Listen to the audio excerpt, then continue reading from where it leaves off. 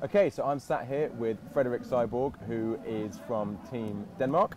Yep. So the reason we're talking with you today is that obviously you've been a fighter now for 6 years, but due to injury and obviously your profession as well, is your job now within your team is much more as a fighter trainer than a fighter. So the first thing I really wanted to discuss was what training do you feel a fighter should be doing in order to compete at an event like Battle of the Nations? I think one of the biggest parts of being a fighter is also this kind of sport, because there's so many facets to it, so many places to go with the sport, and we don't really know everything yet. So I think adherence is the biggest one. Like, you gotta find something that works for you for the longest time possible, and for they can train the most. So like I say, somebody will do too much armor training and they'll break, or they won't like it, or they won't get better at the grappling. So if you say, I love Brazilian Jiu-Jitsu, if that works for you 6 times a week, you can get really good at this.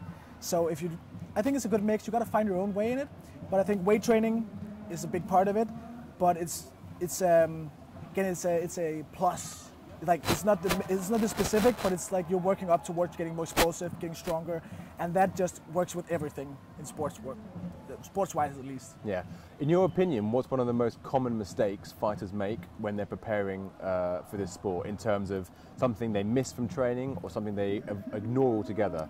So like for me, I'd say endurance seems to be something a lot of newer fighters really struggle with. But is that something you agree with? Yeah, totally. I think the first thing people do is they think it's a sparring session or training, and people are it's pretty cool. You can get out when you want to, but when you're in here, fight after fight after fight, I think endurance is really a big part of this. Like, again, you cannot train that much for it. You can do it at home, but you need to really be specific about it, because again, people end up being really, really tired. Like after 4 fights and you have Russia coming up, like, you gotta find that space back of the mind, the mentality part of it, and say, I gotta go do this. I gotta pull together and fight. Yeah. But I think on the other hand, it's also like, go basic.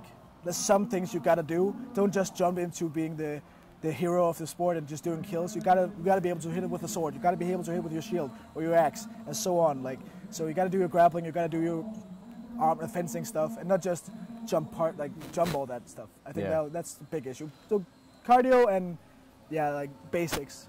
Do you think then, based on something you said earlier about, after 4 fights you have to find that space in your mind, so do you think that mental training is just as important as the physical, that you need to get that ability in your head to push through?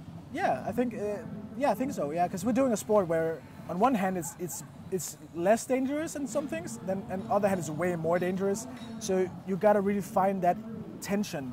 So you go to the exact point of tension where you're really ready, and not going over, because that's what I've been doing my whole life, like way too tense, and muscle tension and mentality, like tense mentally, is the same thing. You'll go too tense and you won't do your best, and you'll get tired. I could be tired before a fight, and that's just not optimal. Yeah.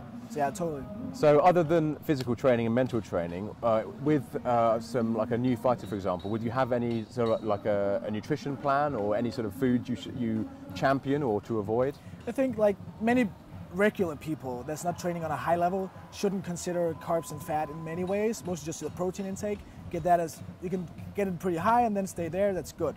And then just, again, go back to basics. Like, you don't have to do Arnold's nutrition plan to get anywhere, because he did that for like 25 years or something. Yeah. So again, basic. Look at your vegetables, look at your proteins, make sure you have a nice diet so you can work out. Yeah. If you're too tired, do something about it, get more in, look at your weight, and just, again, make sure you can train as much as possible without getting injured. And again, with getting a good outcome. Again, if you can train 6 times a week, that's perfect. If you can train 3 times a week, that's enough. But just get it in there as much as possible. Yeah. Okay, so I think that's us done with Frederik. Thank you so much for coming along into our open studio. We're now going to go back to the 5v5 action, where you've got me and Gavin commentating as always. And again, Frederik, thank you so much, and come and sit with us, man. Thanks a lot.